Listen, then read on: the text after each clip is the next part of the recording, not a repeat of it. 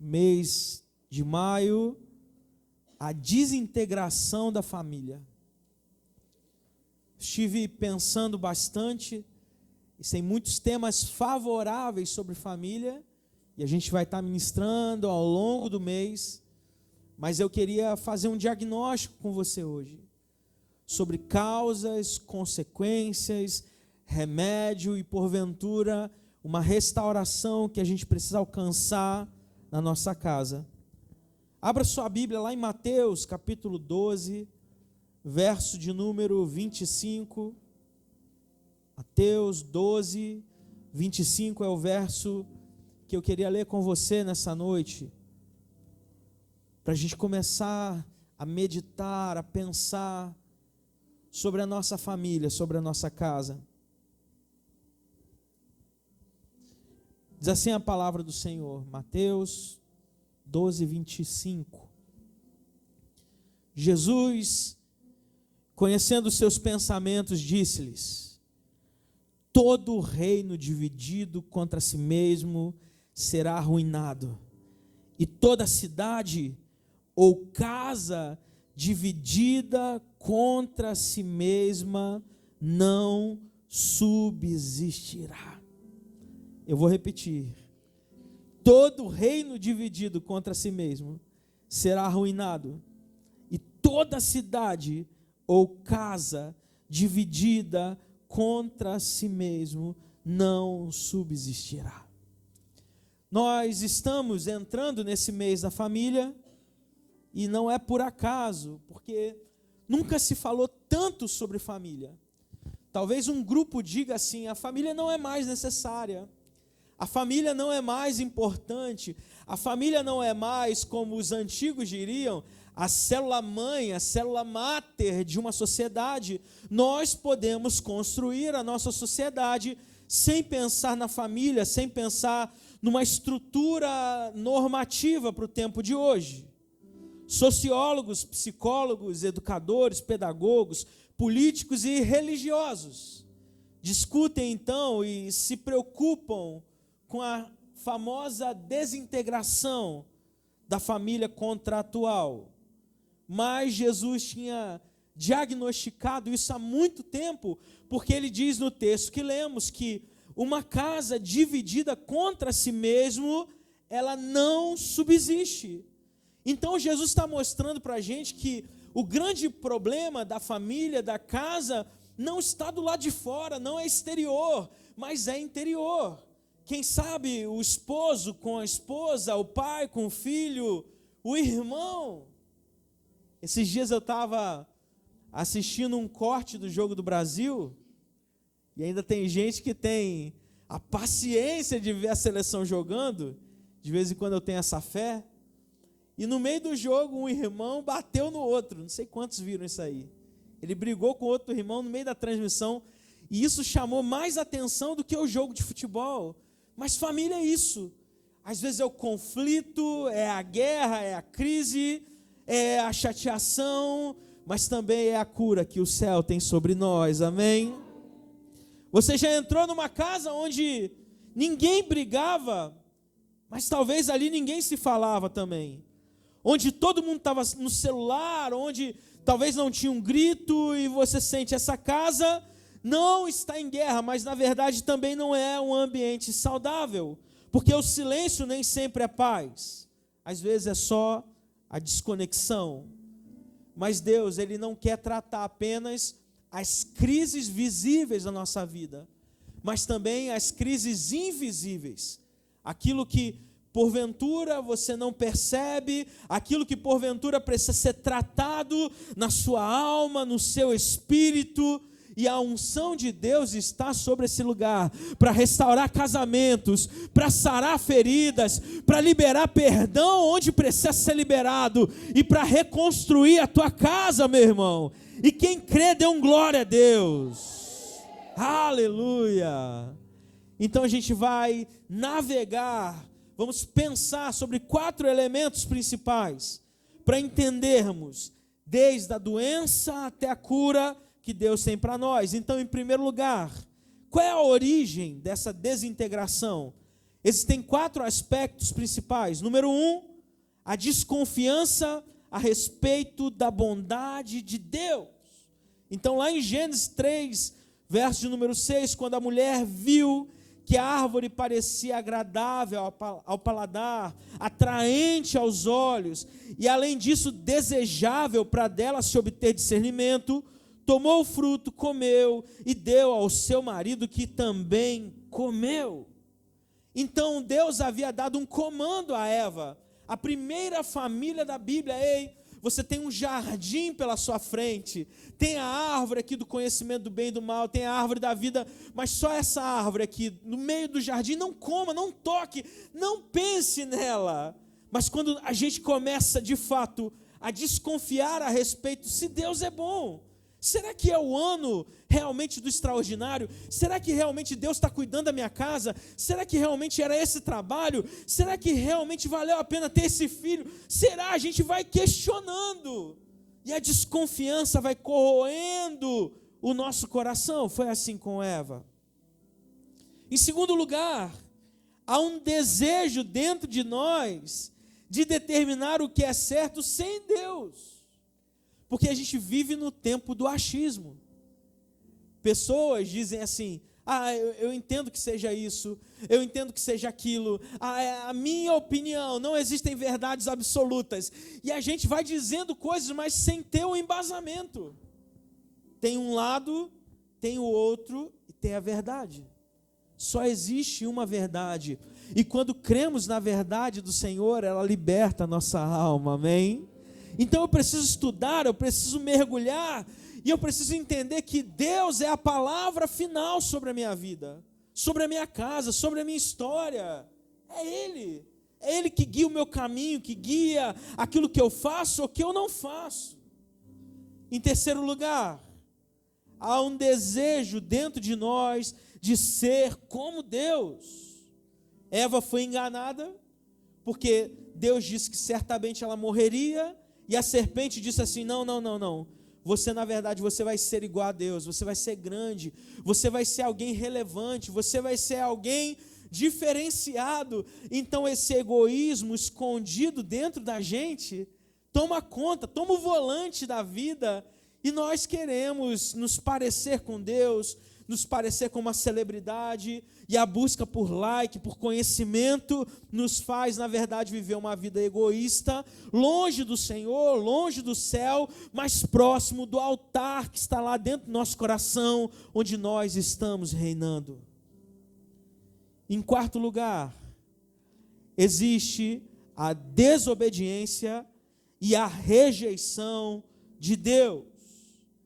Disse, porém, Caim a seu irmão Abel, Gênesis 4:8. Vamos para o campo.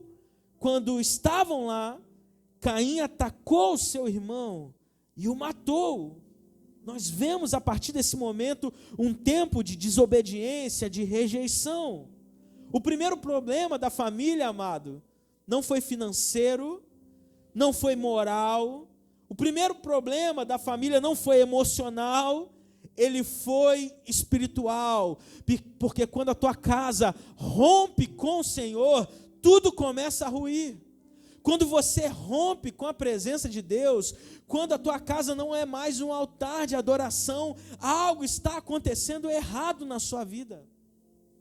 Qual foi a última vez que você parou com a sua família, não para assistir Netflix, não para jantar, para almoçar, mas para abrir a palavra de Deus e orar? Abrir a palavra de Deus e cantar um louvor. Eu vou colocar um louvor, eu não sei cantar bonito igual a pastora não, mas eu vou botar um louvor aqui no rádio, no celular. Eu vou pegar um violão velho que eu aprendi 3 notas, eu vou tocar, eu vou cantar a capela, não importa. Qual foi a última vez que o seu filho olhou para você como um exemplo de pai, de alguém que busca ao Senhor, de alguém que está cheio do Espírito Santo de Deus? Qual foi a última vez, amado? Porque esse é o problema.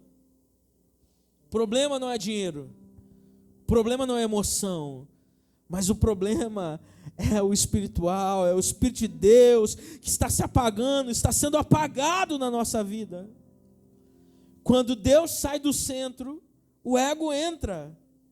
E quando ele entra, começa a disputa entre mãe e filha. Já viu isso acontecer? Disputa entre nora e sogra. Não pode, gente. A gente tem que amar a nossa sogra. Amém ou não amém? Amém. Glória a Deus, amado. A minha sogra veio e passou 30 dias na minha casa, amém? Aí Jefferson está pensando, ainda bem que ela mora longe, né, pastor? Mas ela está vindo de novo, vai passar mais 15 dias. Ô, glória, aleluia. Aí vai vir minha sogra, meu cunhado, meu outro cunhado, a esposa do meu cunhado, o bebê. Aleluia. Porque eu sou privilegiado. Teve um preço aí a pagar. Aleluia, glória a Deus. Aí no final do ano, se tudo der certo, vem minha mãe, minha mãezinha, aquela santa. Amém. Aí Ana vai ficar mais 15 dias lá, só de bênção. Oh, glória. E assim, amado, eu não posso viver num ambiente de guerra. Você imagina o ambiente antes da queda, o Éden, e depois da queda. Antes era comunhão, leveza, transparência, depois culpa, vergonha, acusação. Adão vai encontrar com Deus e vai dizer, a mulher que tu me deste, por quê? Porque ele não só acusa a Eva, mas ele acusa Deus. Ele fala assim, Senhor, eu estava tranquilo aqui no Éden, tranquilo. Aí o Senhor vai, aparece com essa mulher, com essa situação, e aqui nasce um padrão. Parece que toda a família em crise, ninguém assume culpa. A gente terceiriza ela, a gente joga para o outro, a gente vai vivendo a vida e vai achando isso. Não sou eu, a culpa é do outro. Incompatibilidade de gênios, pastor, mas ela é muito complicada, ele é muito complicado. Quando eu preciso olhar para dentro de mim e fazer uma autoanálise, uma autocrítica, assumir onde eu errei, onde eu acertei, para que a minha casa não vire um campo de disputa. Porque quando alguém ocupa o lugar de Deus, a adoração muda de foco. A adoração passa à esposa, maridos que idolatram a mulher. A adoração passa a ser do marido, a mulher idolatra o marido, ou então chega para os filhos. E a gente precisa amar todos eles, todos os níveis. Mas o primeiro lugar do nosso coração, ele já tem um dono, e esse dono se chama Jesus Cristo. Aleluia. Quem governa a sua casa hoje? Deus ou o seu ego, o seu coração? Agora existem algumas causas. Nós vimos a origem e agora as causas para essa desintegração da família. Número 2, pode colocar aí na tela. Em primeiro lugar é a desobediência. Segundo lugar, inveja. Terceiro, infidelidade. Quarto, a ausência de Deus. Quinto lugar, influências externas. Sexto, filosofias que esvaziam a família. Sétimo, a queda dos padrões éticos. E em oitavo lugar, a falta de tempo e diálogo. 2 Samuel 11, de 2 em diante, vai dizer assim: do terraço viu uma mulher muito bonita tomando banho, e Davi mandou que a trouxessem. A desintegração, assim como a família de Davi, ela não acontece de uma vez, mas ela acontece em camadas, em estágios. Eu acho muito interessante, embora eu ache muito ruim descascar uma cebola, mas quando você corta a cebola no meio, você vê que ela tem inúmeras, incontáveis camadas, que conforme você vai picando, você vai chorando ali, e você vai vendo que há algo acontecendo ali por dentro, etapas diferentes. Então, o enfraquecimento da nossa família, a gente já viu na origem, ela começa no espiritual, no espírito, mas vem de outras coisas, vem da inveja, da infidelidade, irmãos. Tem gente... E eu sempre falo isso, minha irmã Cris, ela tinha uma frase muito boa, que no inferno tem uma placa assim, lugar nada a ver, a gente começa fazendo coisas que a gente acha que não tem nada a ver. É o irmãozinho da igreja, o amado, que chega uma irmã nova na igreja, ele fala assim, viu a irmã nova que está aqui na igreja? Aí já acha o WhatsApp, acha o Instagram, que o cabo é meio stalk. Aí mostra a foto assim, rapaz, se eu não fosse casado, eita, já começa a análise. Por quê? Porque o coração está sendo tomado por infidelidade. É a amiga do trabalho que todo dia sai para almoçar, que volta para casa junto, que vira confidente, e ela se torna a esposa do trabalho. Problema, irmão. Então tem coisas que a gente está achando que não tem nada a ver na nossa vida, mas que está influenciando. É a ausência de Deus que causa esses buracos emocionais, essa falta de visão, essa falta de entendimento, essas influências externas, filosofias, ideologias, as quedas dos padrões éticos. Porque a gente olha e diz assim, pastor, mas todo mundo faz isso. Mas eu não faço, irmão. Eu não sou todo mundo. Eu sou filho do Deus vivo. Me mandaram um vídeo hoje cedo. Faço isso não, irmão. De um pastor que levou 5 candidatos para o altar, a culto de ceia. Ele falou assim, você é candidato a presidente, candidato a governador, candidato a deputado, candidato a senador. Vamos orar aqui. Representando quem aquela igreja apoiava para a eleição. Mas eu vou dizer uma coisa aqui para vocês. Receba essa palavra de liberação. Amados, aqui na Lifehouse a gente não tem candidato, amém? Não temos. A gente pode receber aqui Paulinho Freire, aleluia. A gente pode receber Fátima. A gente pode receber o presidente do Brasil. E a gente vai orar por cada um dos candidatos da melhor maneira possível, como manda o Senhor, como ordena o Senhor, abençoando cada uma vida. Isso quer dizer que eu não tenho um candidato? Tenho. Cabo Daciolo. Estou brincando. Ele vai vir candidato. Eu tenho meu candidato. Eu tenho a minha preferência política. Eu tenho a maneira como eu enxergo a economia. Eu penso. Você é um ser pensante. Sacode teu irmão aí. Você é um ser pensante. E é inteligente. E porque você é inteligente, você vai pensar o que é melhor para a cidade, o que comunica valores, não comunica. Você vai pensar, você vai chegar numa conclusão. Mas a igreja não pode ser um curral eleitoral para ninguém, amado. É duro dizer isso, né? Tem pouco amém. Mas o óbvio precisa ser dito. Porque tudo começa com pequenas concessões, pequenos afastamentos, pequenos silêncios. Às vezes a tua esposa, você vai perguntar para ela, amor, está tudo bem? Está tudo tranquilo? Ela diz, não é nada. Esse nada quer dizer tudo. Alguma coisa tá... Então você tem que ser CSI, investigar. Aí você logo pergunta, o que eu fiz? Às vezes eu falo com o Girlan, falo assim, a pastora estava braba hoje. Aí ele logo pergunta, o que você fez? Amados, eu sou a vítima. Eu não faço nada. Mas é o ambiente, é a guerra no Irã, é o Estreito de Hormuz, é o Flamengo que empatou com o Vasco. Eu não sei, amado, pode acontecer alguma coisa.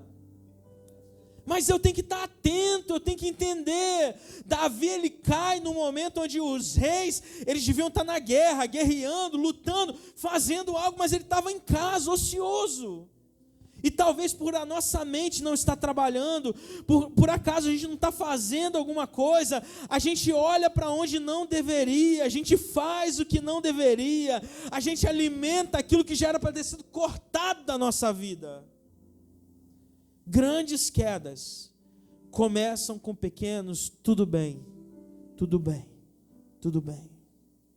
Se você não discipular o seu filho, o mundo vai. Se você não ensinar valores, a internet vai ensinar. E a internet, ela não ama o seu filho, mas ela disputa ele com você. Nós vivemos um tempo diferente. Na minha época, eu tinha alguns amigos que eu brincava na rua e não tinha um celular, não tinha um WhatsApp para me despertar. Ou era a minha mãe me buscando na rua com uma sandália havaiana e um puxão de orelha, ou era aquele momento que começava a escurecer e eu falava assim: galera, foi bom estar com vocês hoje, tem que ir para casa. E eu partia para minha casa. Hoje é um outro tempo. Hoje, o pai e a mãe têm que empurrar o menino para fora de casa, né? Sai desse quarto, menino! Larga o celular, larga o tablet. Porque a gente mudou a geração, é um novo tempo. Mas eu preciso entender que dentro do meu lar, eu preciso ter conversas profundas. Eu preciso ter espiritualidade. Eu preciso entender as causas que me levaram a chegar até aqui. Porque agora começa o remédio do Senhor. A cura de Deus está vindo sobre a nossa casa, amém? O que resulta tudo isso? Número 3. Crianças abandonadas, separações, vícios e desordem, uma sociedade enferma. Número 3. Eu não sei se eu já te contei isso, mas para quem já participou de escola bíblica dominical no século passado, a EBD ela começa com um propósito muito específico, muito direcionado. Sabe qual era o propósito? Um pastor norte-americano, porque não é Bíblia, é programa ministerial. Todos entendem isso, né? Então pode ser no domingo, pode ser na quinta, no sábado. O ensino, ele está dentro do escopo da igreja. Mas a EBD foi um programa específico porque esse pastor, numa periferia americana, ele percebeu que havia um grupo de crianças ociosas. Então ele abriu as portas da igreja e falou: a gente vai ter uma escola ao domingo. Então ensinava português, matemática, biologia, história, era isso. Depois a Bíblia, e depois chegou o formato que nós temos hoje. Moody chegou a ter mais de 100 mil alunos na sua escola bíblica dominical. Presidentes visitavam a igreja dele para entender o movimento, alguém que não era letrado. A família, irmão, é o alicerce da sociedade. Quando o alicerce racha, a estrutura inteira cede. Tem criança hoje que tem uma casa, mas não tem um lar. Tem comida, mas não tem atenção. Tem quarto, mas não tem presença. E cresce tentando preencher fora aquilo que ela não achou dentro da sua casa. Às vezes a gente acha, como pai, como tio, como alguém que tem um contato paterno, que o presente resolve a presença. Mas deixa eu te dizer algo, não resolve. As melhores lembranças da minha infância com meu pai não foram os presentes que ele me deu. Eu me lembro que ele me deu um Mega Drive 3 com Sonic. Eu vinha com a fita do Sonic. Um controle. Acho que ele achou que eu não tinha amigo, não. Um controle, depois eu comprei outro. Eu me lembro que ele me deu uma bicicleta 18 marchas. Hoje eu fui comprar uma bicicleta, tudo diferente do que era na minha época, né? O ar é diferente, o negócio é diferente. Eu me lembro. Mas as lembranças que eu mais tenho com ele é talvez um dia que ele me levou para o trabalho dele. Eu fui, peguei a barca, quem é do Rio de Janeiro conhece, tem uma ponte Rio-Niterói e tem uma barca que você anda por baixo assim. A gente ia lá na proa, nem pode mais isso hoje, e eu passava o dia lá, sem muita função no trabalho, sentadinho num canto, aprendendo alguma coisa, fazendo... É isso que eu lembro.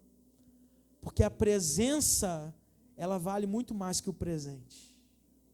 Então o teu filho, ele anseia por estar com você, estar com a mãe, estar com o pai, ter no pai o herói, o exemplo, ter o ensino, você pegar e conversar e fazer, cara, é demais, é incrível. Eu me lembro que na véspera, Nino, na véspera do meu casamento, minha mãe me chamou para conversar. Falou assim: meu filho, senta aqui, vamos falar de sexo. Isso eu não quero não, amado. Minha cara ardeu. Disse, meu Deus. Mas a gente precisa ter conversas. Explicar a vida. Pode ser que teu filho não te ouça, mas você precisa fazer isso. Você precisa ensinar, mostrar. Porque nós já passamos pelo caminho. Nós já sofremos decepções, dores, lutas. Já sofremos. O problema não é a sociedade, mas é a nossa casa. Se queremos uma sociedade curada, precisamos de famílias restauradas, amém? Quarto e último lugar, existe um remédio. Em primeiro lugar, parte desse remédio é o amor de Deus. Existem 2 salmos, 127 e 128.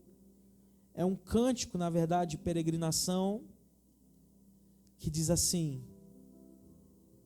se não for o Senhor o construtor da casa, é inútil trabalhar na construção. Se não é o Senhor que vigia a cidade, será inútil a sentinela montar guarda. Será inútil levantar cedo, dormir tarde e trabalhar arduamente por alimento, porque o Senhor concede o sono àqueles a quem Ele ama. Os filhos são herança do Senhor, uma recompensa que Ele dá. Como flechas na mão do guerreiro, são os filhos nascidos na juventude.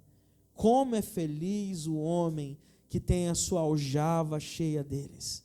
Não será humilhado diante dos seus inimigos no tribunal. 128, eles continuavam caminhando e cantando esses salmos. Como é feliz quem teme o Senhor, quem anda nos seus caminhos. Você comerá do fruto do seu trabalho e será feliz e próspero. Sua mulher será como videira frutífera em sua casa. Seus filhos serão como brotos de oliveira ao redor da mesa. Assim será abençoado o homem que teme ao Senhor. Que o Senhor o abençoe desde Sião, para que você veja a prosperidade de Jerusalém todos os dias da sua vida. E veja os filhos dos seus filhos. Haja paz em Israel. Aleluia! O amor de Deus é a primeira parte do remédio, daquilo que o Senhor tem para nós. Em segundo lugar, é a graça de Jesus Cristo. Essa graça que nos constrange, essa graça que nos alcança, mesmo sem merecimento, irmãos. Nós não somos dignos do amor ou da graça de Deus, mas graça é favor imerecido. É Deus cobrindo as faltas que a gente tem. Graça é podermos participar do pão, do vinho, da mesa de Deus. Isso é graça. Em terceiro lugar, o remédio é o Evangelho. A palavra, a firme palavra de Deus, a boa notícia, a boa nova que temos do Senhor. Ele traz revelação, Ele traz restauração, é o Senhor. E essa boa notícia chega até cada um de nós. Eu conversava com a pastora Vitória essa semana, que existe um produto que eu acho que eu seria um bom vendedor, que se chama, não estou fazendo propaganda, não sou cadastrado, não sou marketing multinível, não sou diamante, não sou nada não, mas do terra, eu seria um bom vendedor, porque eu tenho rinite, sinusite, esse negócio de it aí, né? E eu conheci o Peppermint, que é um olhinho que você esfrega, bota na orelha, bota na mão, bota no pescoço, toma banho. Rapaz, aquilo tem um efeito maravilhoso. E onde eu passo, eu vejo alguém passando mal, eu falo assim, não dou terra para você dar certo, hein, cara. E se eu tenho, eu levo. E eu compartilho. Mas esfrega aí na mão, dá uma cafungada aí, dá um cheiro. Aí a pessoa, esse negócio é bom, tal. Fazendo propaganda de graça aqui, né? Mas deixa eu te falar algo. Quando nós somos transformados por esse evangelho, por essa graça, e talvez falte esse ânimo da gente compartilhar isso. Quando você vê alguém ferido com uma doença da alma, a gente corre rápido e fala assim, não, mas tem os psicólogos, tem os terapeutas que você pode procurar. Mas às vezes a gente se esquece de falar do poder de Deus, dessa graça maravilhosa, dessa palavra, porque é o ponto de partida, é isso que muda a vida de alguém. A gente vai ser tratado, a gente vai ser curado, a gente vai tomar remédio, vamos. Mas existe uma palavra que nos liberta, uma palavra que foi liberada na cruz do Calvário, uma palavra que nos leva a um novo nível de presença. Aleluia! E essa é a palavra de Deus. E só Deus, só Ele, é o cimento, é o rejunte, é a cola que une e sustenta a nossa casa. É só Ele. Você pode pensar assim, a minha intelectualidade vai sustentar a minha família. O meu dinheiro vai sustentar. A minha beleza, a minha boniteza vai sustentar. Mas tudo isso é efêmero. Só o Senhor pode manter tudo junto. Só o Senhor pode restaurar. Só o Senhor pode levar a gente para um novo nível. Porque o Senhor faz novas todas as coisas. O que eu acho impressionante é que quando a gente pensa que tudo acabou, que não tem mais jeito, a gente fala assim, não tem mais jeito. É o Senhor, o construtor, que vai, que inicia, que libera perdão, que trabalha nas vidas, que une pessoas. E para quem não tinha mais esperança, a esperança é renovada. O mundo tenta tratar a família com técnicas, mas Deus trata ela com fundamento. Duas casas, elas podem parecer idênticas por fora, mas a diferença está justamente na base. O fundamento, quando ninguém vê. Casas, elas não caem por fora ou por cima, mas elas começam a ruir a sua estrutura porque não estão bem alinhadas, alicerçadas. Porque o que sustenta é aquilo que você não vê, mas é de fato quem governa. Então, não é só amar, mas é ser alinhado com Deus. Não é só viver junto, mas é construir sobre a palavra. Não é só falar, mas é também orar. Será que a nossa casa, ela de fato está baseada num fundamento bíblico? Ou será que está baseada nos sentimentos? Irmão, sentimento é algo complicado. Porque tem dia que você acorda num dia cinzento, sim ou não? Chuvoso, você fala assim, não estou bem, a mulher está de TPM, o homem também fica, e está indignado, está triste com a vida, com o trabalho, com os problemas, com o carro, ele está triste com alguma coisa. Então, se baseamos a nossa experiência, a nossa família, em sentimento, logo seremos frustrados. Mas se a nossa base está firmada no Senhor, nós podemos avançar, crescer e desenvolver. Então, como eu disse no início, há uma solução para a sua casa nessa noite, amém? Imagina uma casa pegando fogo. Sei quantos já participaram apagando um incêndio de algum lugar, de um carro, de uma casa. Você no meio de um incêndio, você pergunta, mas quem acendeu isso aí? Como que começou? Você não pergunta.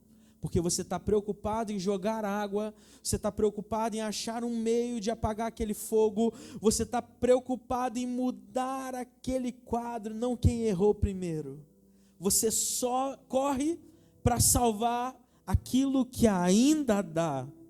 Deus, Ele te trouxe aqui, não é para você apontar um culpado do problema da tua casa, mas é para a gente começar de balde em balde, de gota em gota, apagar o incêndio que está tomando conta, que está queimando, que está acabando com tudo. E a água da vida está aqui. Ele pode restaurar, Ele pode fazer algo novo. Então qual é a decisão de hoje, pastor? Perdoar, recomeçar, restaurar o diálogo e principalmente colocar Deus no centro de todas as coisas. E se você crê nisso, se coloque de pé no seu lugar aí com fé, com autoridade, em nome de Jesus.